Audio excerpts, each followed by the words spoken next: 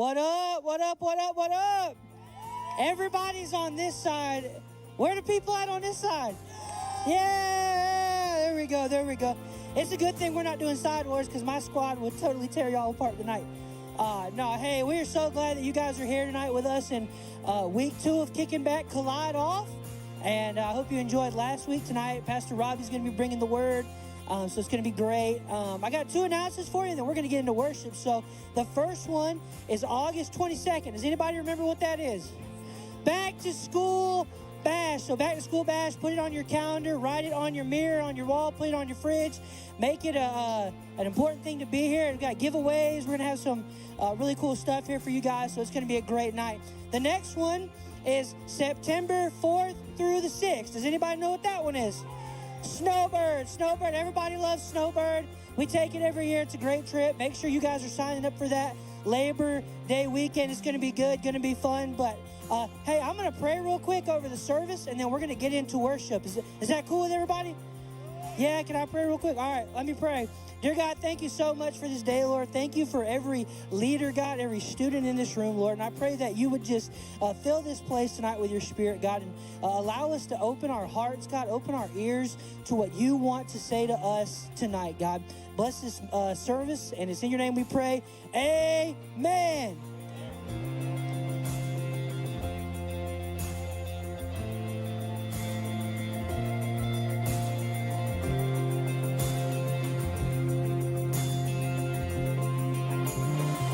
Hey guys, welcome to Collide. Who's ready to sing? Yeah!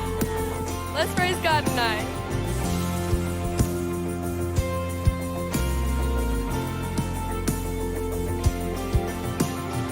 We make it easy to love you.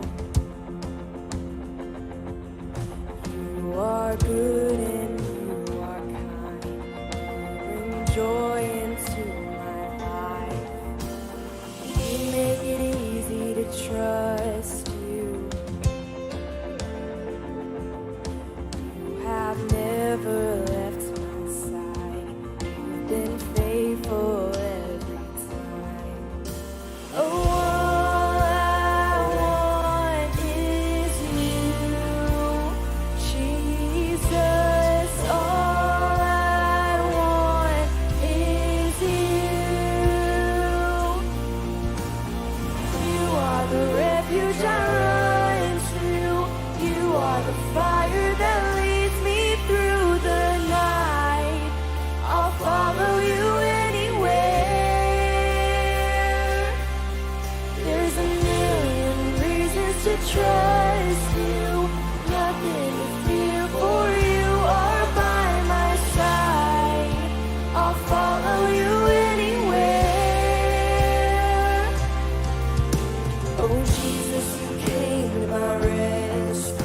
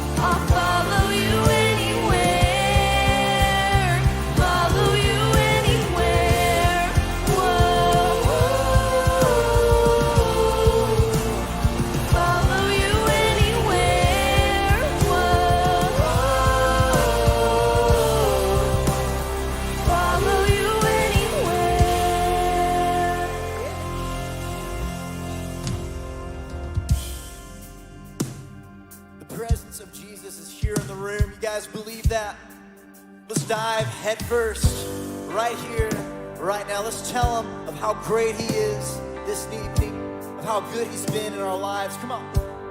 Oh, I searched the world,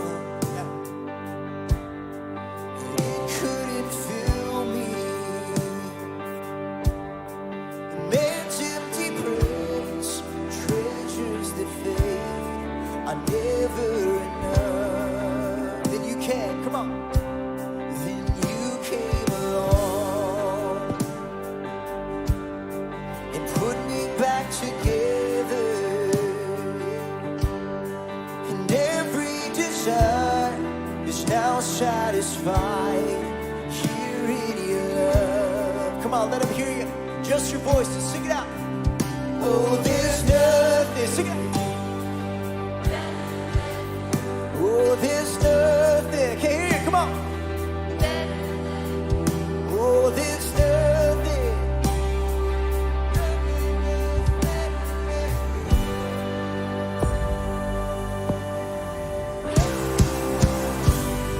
All right, here we go, guys.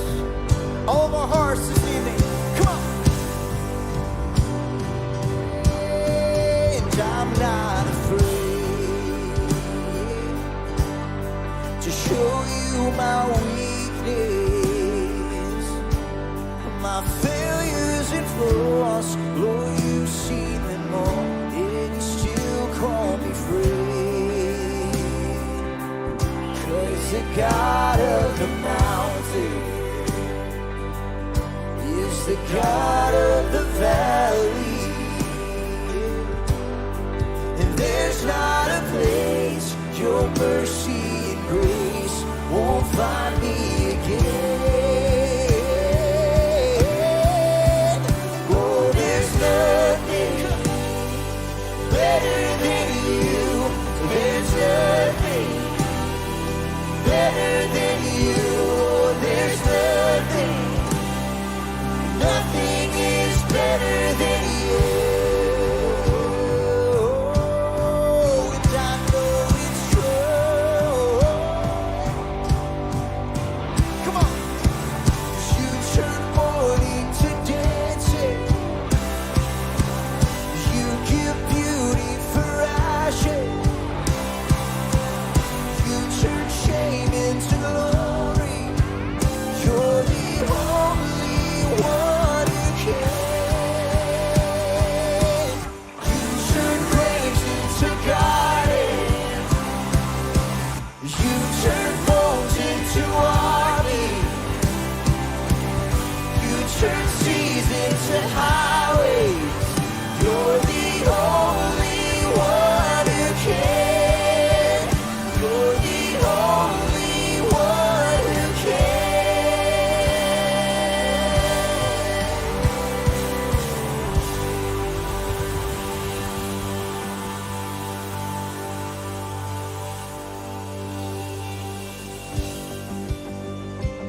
Keep those hands going.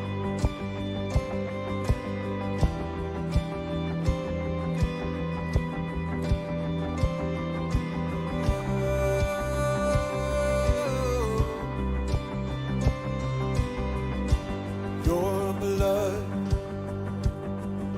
is healing every wound. Your blood making all things new. Your blood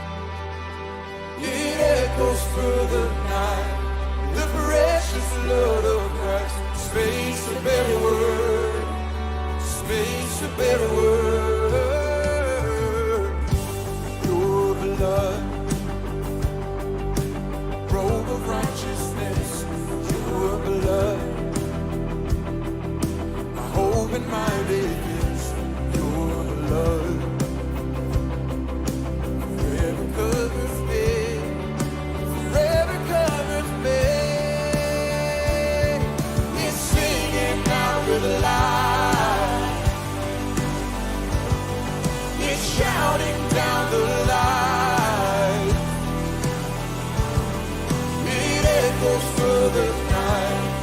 The precious blood of Christ speaks a better word. Speaks a better word.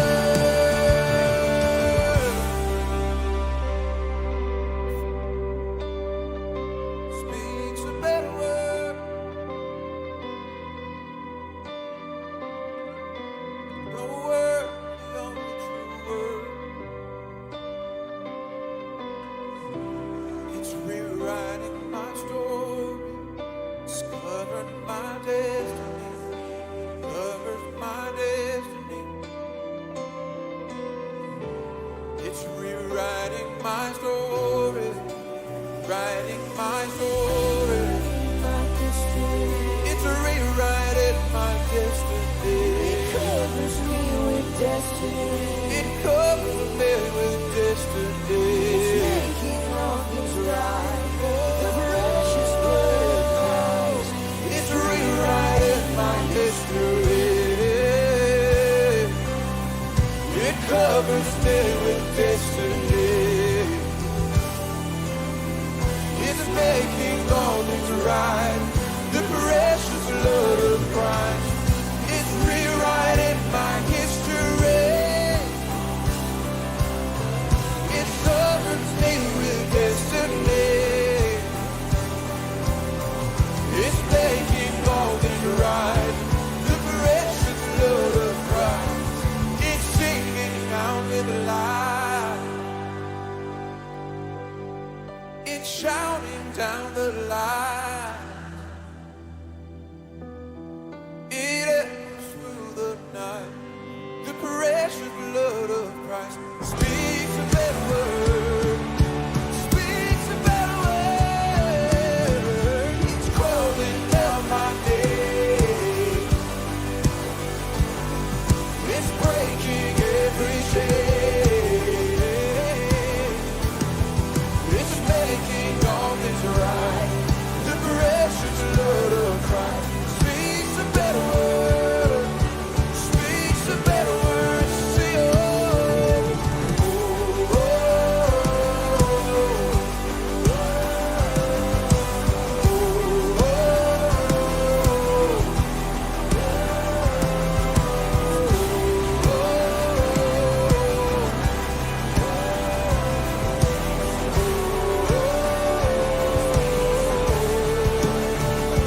speaks a better word.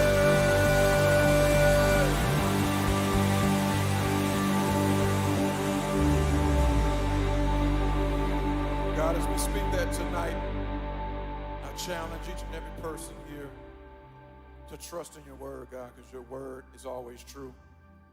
And God, we do all that we do because you know everything. You know the end of the story. You're there with us through the battles. You're there with us in the good times and the bad. And we thank you for your love. We thank you for your mercy. And we just ask that you bless us with a wonderful time here tonight. In Jesus' name, I pray. Amen. If you're excited about Collide, can we make some noise tonight? Love you too, man. Now go back to your seat. Go to your seat. Thank you, Kevin. I don't know what I'm supposed to be doing right now, so I'm just going to sit here and look at you. Oh, you're just you gonna want stay me to here? leave? Yeah, if you don't mind. You want me to leave? Well, do you want to teach? So you want me to go? Yeah, yeah. Okay. All right. Maybe next time. Next time. All right, guys. Well, thank you guys for being here. Thank you, team. Thank you, Kevin, for making it awkward already.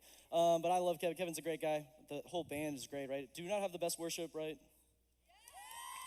You guys think so? Good, good, good. Well, real quick, give a little recap because we're going to kind of continue some of what we talked about last week. So if you were here last week, we defined what Collide is and some of the things that we hope and pray that after 4 years being in Collide, if you're in ninth grade, like the things that we hope and pray that you'll have in your life. And number one was that you will own your relationship with Christ, right?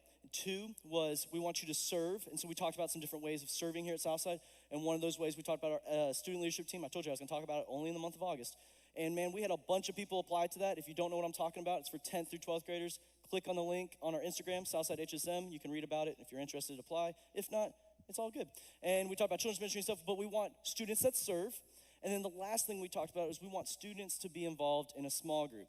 And I know there's people in here already that when you hear about small groups, you kind of shut down. You're like, I don't want to be a part of that. And here's an interesting fact for you. A lot of adults, moms, dads, they do the same exact thing. They're not interested in necessarily being a part of a small group. But here at Southside, we do believe that small groups are so, so important because doing life with others is a huge thing. That's how we can grow and we can learn more about God. And I think we can see that a lot of times in life. Like there's times in life where situations maybe it's, how many of you like haunted houses or stuff, like doing that? Like I've never been, I don't like people jumping at me like that. I just want to punch you in the face. Like I don't want you doing that to me. So that's not a thing, but it's a lot easier to do something like that with your friends, right? Or maybe like getting in front of a class, like getting in front of your peers, doing a project or something. That can be a lot easier with a team, some friends, some people you're close with, so that they can be up there with you, so it's not just you in front of a bunch of people.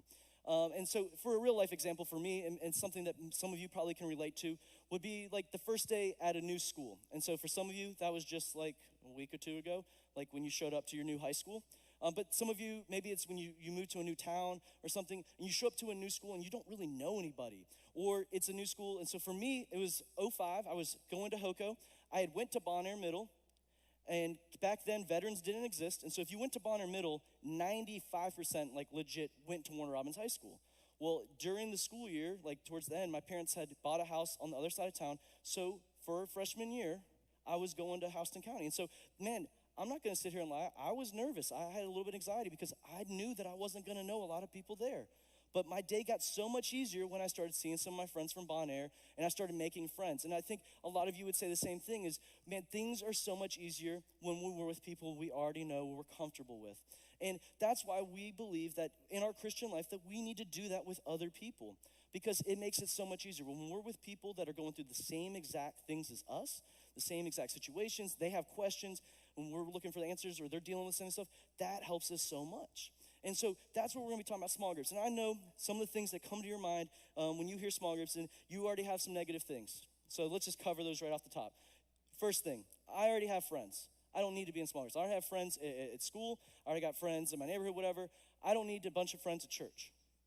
And maybe that's where you're at. You're like, I don't need more friends. I'm content with who I already have. I can tell you from my life that some of my best friends did come from church. Again, I understand that my life is not your life, but I do believe that you can become friends with some people in your small group, okay? Another thing that you might have is you don't like some of the people in your group.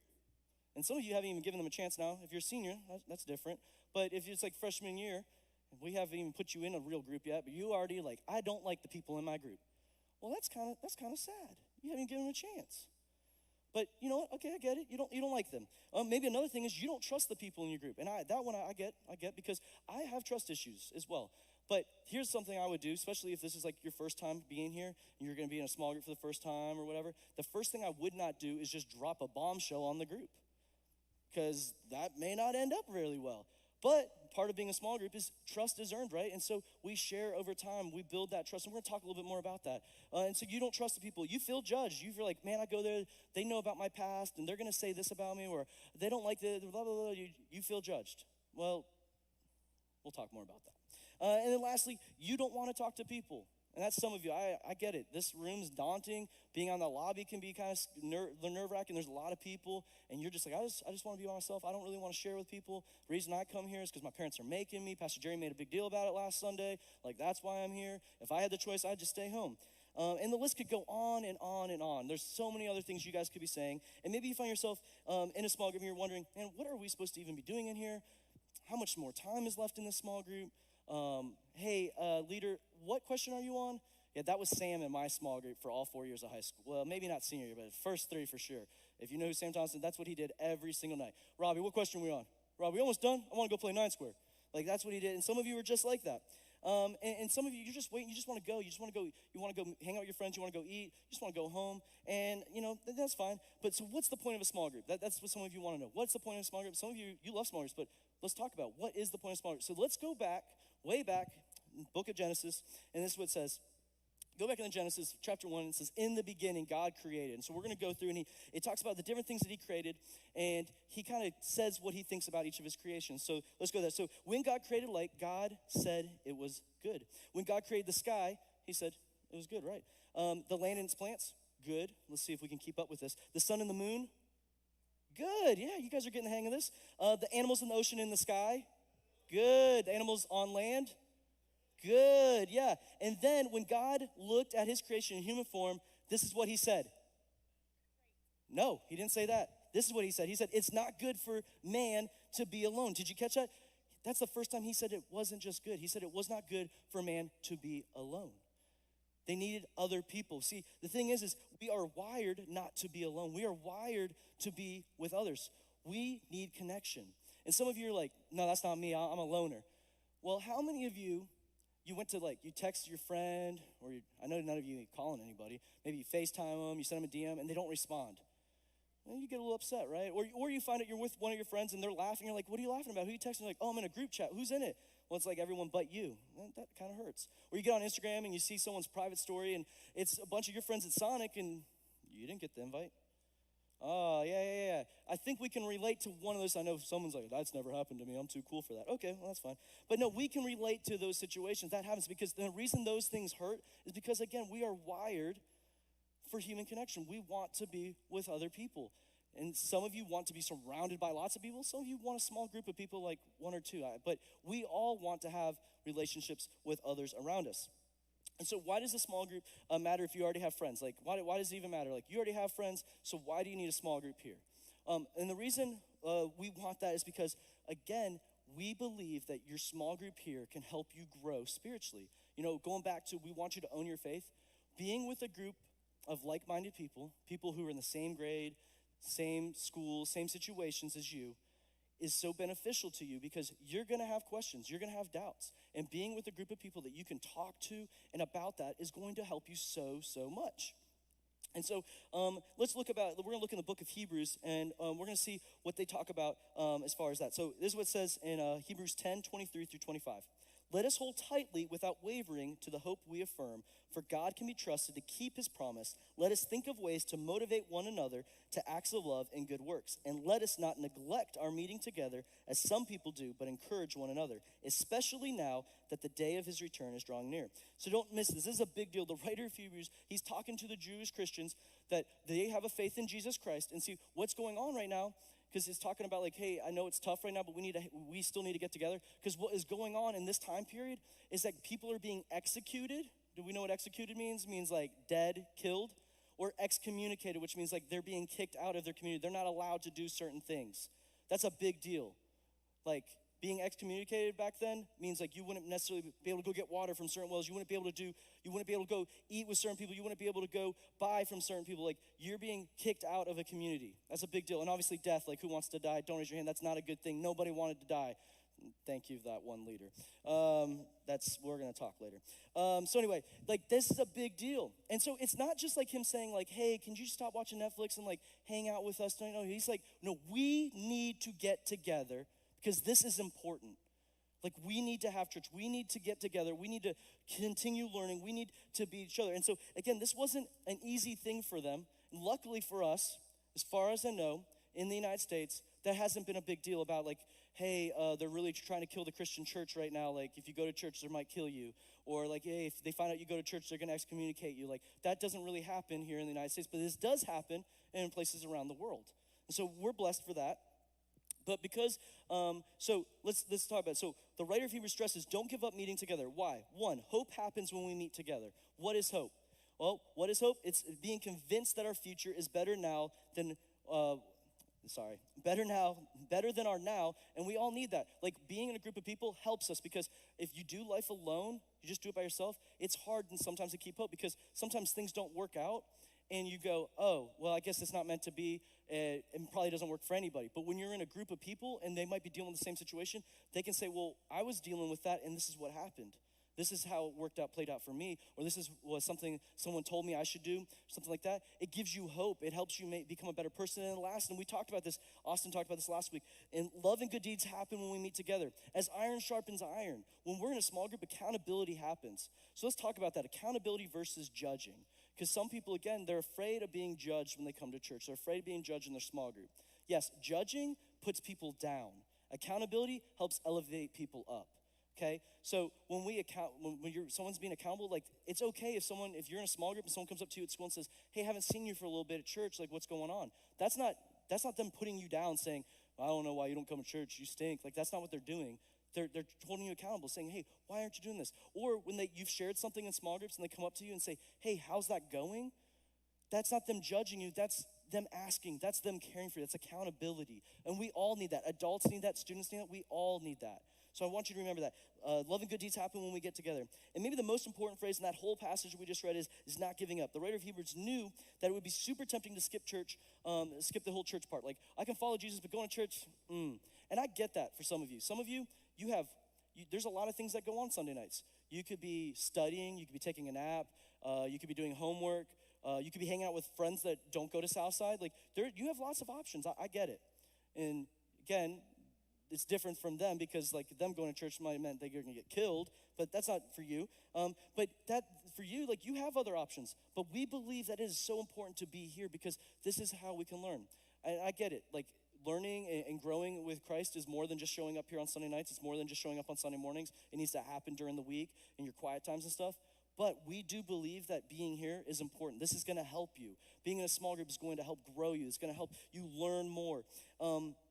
And when I talk about, when you're in a small group, it's not just a group of high schoolers, right? We have 26 leaders in this room. And you know what's really great is I didn't have to go out on the street and go find these leaders for you. Like, thank God, right? These are people who have volunteered their Sunday nights because they want to be here for you. Like, they want to invest in your life.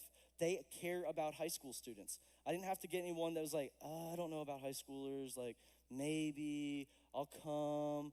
I'd rather work with babies, but I guess I'll do it since you're desperate. That's not what happened here.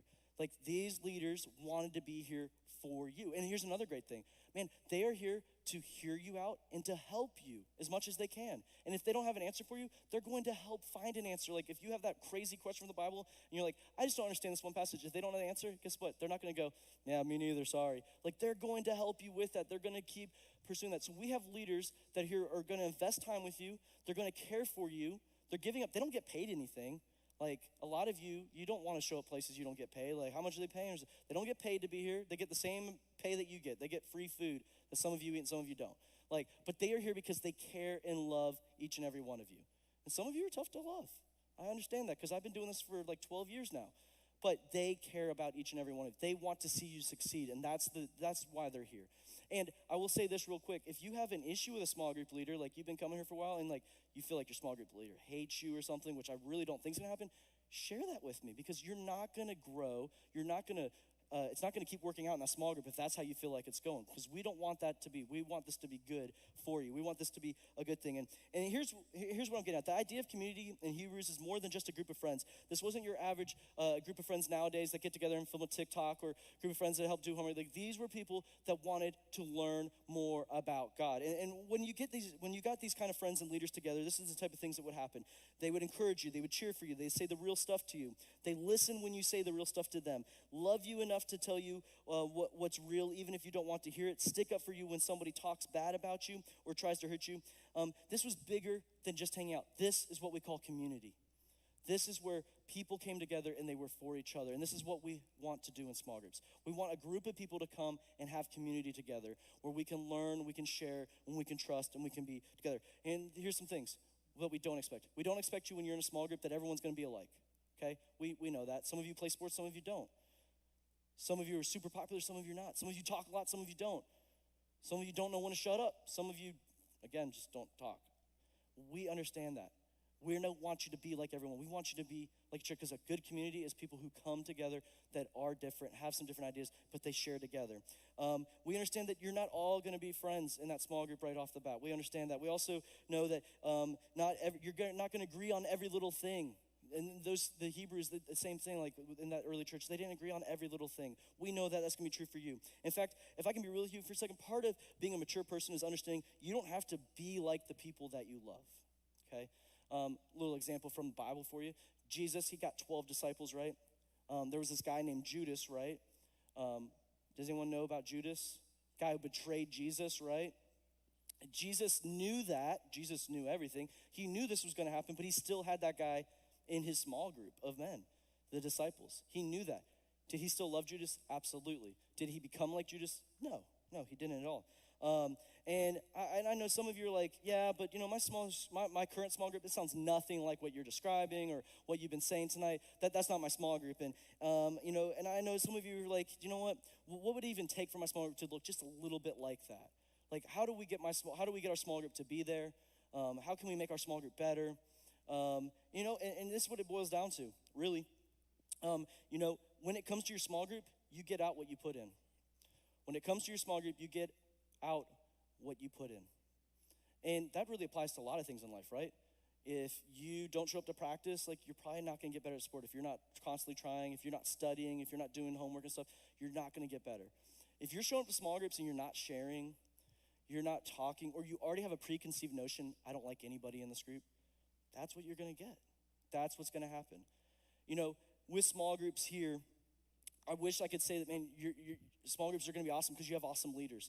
But you know what? It doesn't actually ride on the backs of your leaders. Yes, a bad leader can ruin a small group, but reality, sorry leaders, a fairly average leader can still have an amazing small group. But it's up to you and those in the small group what you're gonna put into that small group. Are you gonna share? Are you gonna talk? Are you gonna be attentive? Are you gonna listen? Because your small group leader can go all out, try to do hangouts and stuff, but if you're never gonna show up, you're never gonna communicate with them, like, your small group's gonna fall apart. And I can show you students from the past who have graduated that had some amazing small groups. If you talk to them, they could tell you stories about their small group, the things that they learned, the things that they did, some awesome memories. And I can show you students from the past over the decade at Southside. Man, they were in a small group. They may have had a great leader, but because the students in there, they didn't put forth the effort, they didn't care, it wasn't that great for them. They didn't have a good time. You know, I'm blessed to say that I've had some great small groups in my time as far as leading and being a student. I can remember my small group leaders' names, and I'm thankful for them, but I also know that it wasn't just on the back of them that we made our smaller. It was because of the people in my small group, and that we chose to share. We chose to be for each other. You know, we talked about that last week. We in Clyde have to be for each other. We cannot just stay in our tight-knit group, because Clyde's gonna fall apart. If we're just for my couple friends or just my small group and nobody else here, no one's gonna feel invited here. So we can definitely own our small group first. Like, we can be for those in our small group. Because there's some people here tonight, man, they go to a different school and they might be in your small group. Maybe they're homeschooled. And you're like, well, they don't go to my school. Well, you can still be friends with them. You can still care for them. Everyone deserves a chance. We can love them. We can love the people in our small groups. So here's some things that I would tell you. If you wanna have an awesome small group, these are some things that you have to do as a student, each and every one of us. And that is, one, be present. Not just be present in small groups, but you need to be present here on Sunday nights. Now, I understand that some of you, there's other things that happen. I know that there's different seasons and clubs and stuff, but try to be here as much as possible. Be present. When you're in small groups, don't be Snapchatting, don't be texting everyone. Be present with your group. When someone's talking, listen to them. Don't talk over them. You know, if someone has a question, don't laugh at them. There's no dumb questions. I mean, there is, but, you know, we can still be nice. Like, don't make fun of people in your group. I mean, I understand that there's gonna be some of that in your small group, but let's not be jerks. Let's not be bullies, right? Let's be present in there. Let's create a safe place, okay? Some of your small groups, especially like the 9th grade small groups, like, this is something you guys can talk about. Some boundaries, like some things, like what happens in small groups stays in small groups. You know, like, if I share something, like, my expectation is not that everyone in my small group is gonna go to school the next day and say, can you believe what Robbie said? And tell all their friends at school, except substitute my name with your name, because nobody at your school cares about my life, right? And then the people are like, well, I don't think it's that big a deal if I talk about you. Well, you would think it's a big deal if they were talking about you, right? Like, that wouldn't be okay with you. So let's make sure we make that a safe place, or a place that we can be for each other. And then lastly, let's make it personal. And what that means is that, do you know what? When no one's talking, be the person who talks. When no one ever shares anything, be the person who shares. It's okay. You know, Pastor Jerry even said it today, if you were at the Warren campus, like, he's not a perfect person. None of you are, I'm not, none of your leaders are. We all mess up, so it's okay that when you're in a small group to share that, like, man, this is what's going on in my life. Because everyone in the small group has that guy or gal that has all the Bible answers and knows all the right things, and they're really good at being fake, right? Like, because they can just put on that, because everyone who's in that small group is like, that's not you at school. That's not you at all. That's not how you act. So make it personal. Be real. Again, I know that takes time. I'm not expecting you tonight, again, to come in and drop a bombshell. Really highly don't recommend that. But give it time. Make it personal. If doing that, That's what's gonna make your small group better. That's what's gonna make it a safe place. That's what's gonna make it a place that's worth being. See, we can literally alter our experience at church and ultimately grow a relationship with God by altering the investment we put into our small group. By the things that we do in our small groups can make it so much better. But if you're just showing up and you don't care about small groups and that's your attitude for the next 4 years, the next 3 months, whatever, that's what you're gonna get back. You gotta give it a shot, give it a chance, and you gotta put forth some effort. Because again, like we said before, when it comes to small groups, you get out what you put in. And so tonight, man, I want you to think about is, man, what happens if when we went to small groups, if we were people that were always showing up for each other, we were safe and real with each other, who these people in your group, they knew you, the real you, not just the fake person that you are on social media, not just the person that everyone thinks you are at school, but you were the real person. I know that's scary for you, and again, it takes time, but what if this could be a place that you could be that person? Because see, we all need that. Adults, students, we all need a place where it's safe and we can just be who God made us to be, not what social media thinks we are. So again, when it comes to small groups, you get out what you put in. I'm gonna pray and then I'll dismiss you guys by small groups. Dear Heavenly Father, thank you so much for each and every one of these students here tonight, Lord. And just thank you for allowing us to be here and just to help these students and leaders as we really get to kick off officially our small groups for the rest of this year, Lord. Help the students tonight to come in. Maybe they've been in the small group for a year, 2, 3, whatever it's been. Let them just come in with a different way this year of, man, I'm gonna own this. I'm gonna put forth the effort. I'm gonna make the small group better. If we could do that together, Lord, I know that these small groups can grow and more people are gonna wanna come. These students will grow. They're just gonna learn more about you and they're gonna be more real. And for those students that are sitting here tonight, Lord, that they have doubts and they don't, just help them to give it a shot, give it a chance, and just be with our leaders as they're serving these students, help them, use them. In Jesus' name I pray, amen. All right, so.